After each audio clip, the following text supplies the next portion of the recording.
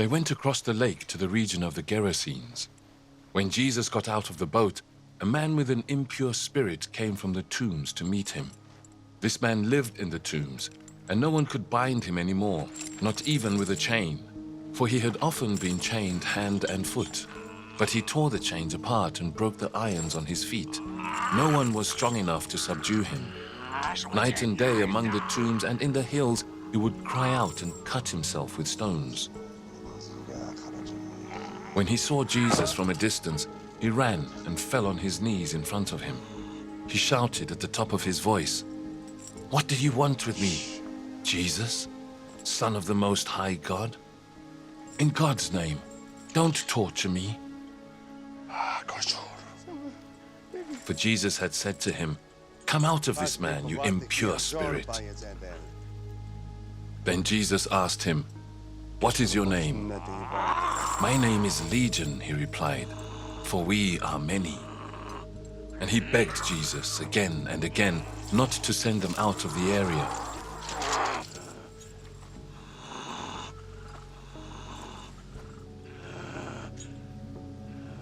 A large herd of pigs was feeding on the nearby hillside. The demons begged Jesus, "Send us among the pigs. Allow us to go into them."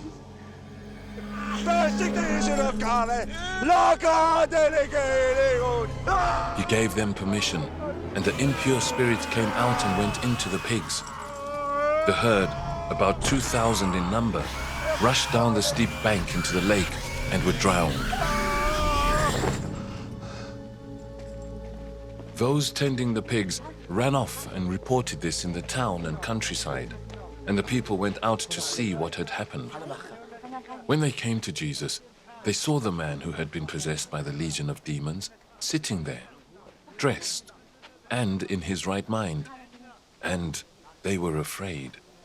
Those who had seen it told the people what had happened to the demon-possessed man, and told about the pigs as well. Then the people began to plead with Jesus to leave their region.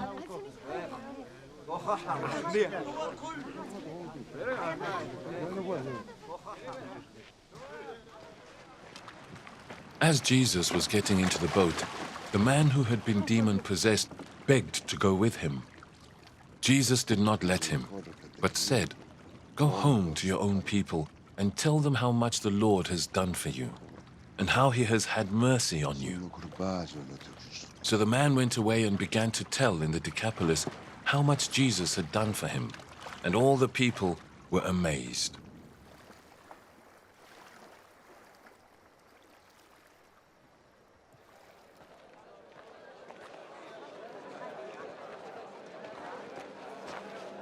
When Jesus had again crossed over by boat to the other side of the lake, a large crowd gathered around him while he was by the lake. Then one of the synagogue leaders named Jairus came, and when he saw Jesus, he fell at his feet. He pleaded earnestly with him, "My little daughter is dying. Please, come and put your hands on her so that she will be healed and live." So Jesus went with him. A large crowd followed and pressed around him. And a woman was there who had been subject to bleeding for 12 years. She had suffered a great deal under the care of many doctors and had spent all she had. Yet instead of getting better, she grew worse. When she heard about Jesus, she came up behind him in the crowd and touched his cloak, because she thought, "If I just touch his clothes, I will be healed." Immediately her bleeding stopped, and she felt in her body that she was freed from her suffering. At once, Jesus realized that power had gone out from him. He turned around in the crowd and asked, "Who touched my clothes?" "You see the people crowding against you," his disciples answered, "and yet you can ask, 'Who touched me?'" But Jesus kept looking around to see who had done it. Then the woman, knowing what had happened to her, came and fell at his feet, and trembling with fear, told him the whole truth. He said to her, "Daughter, your faith has healed you. Go in peace and be freed from your suffering." While Jesus was still speaking, Some people came from the house of Jairus, the synagogue leader. "Your daughter is dead," they said. "Why bother the teacher anymore?" Overhearing what they said, Jesus told him, "Don't be afraid, just believe." He did not let anyone follow him except Peter, James, and John, the brother of James. When they came to the home of the synagogue leader, Jesus saw a commotion, with people crying and wailing loudly. He went in and said to them, "Why all this commotion and wailing? The child is not dead, but asleep." But they laughed at him. After he put them all out, he took the child's father and mother and the disciples who were with him and went in where the child was. He took her by the hand and said to her, "Talitha kum," which means, "Little girl, I say to you, get up."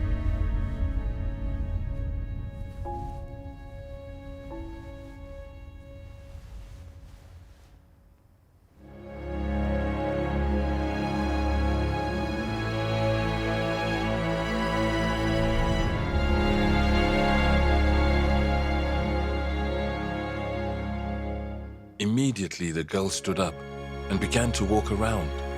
She was 12 years old.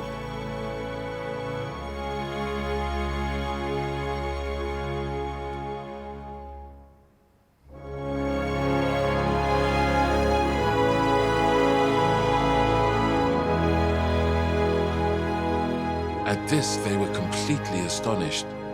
He gave strict orders not to let anyone know about this, and told them to give her something to eat.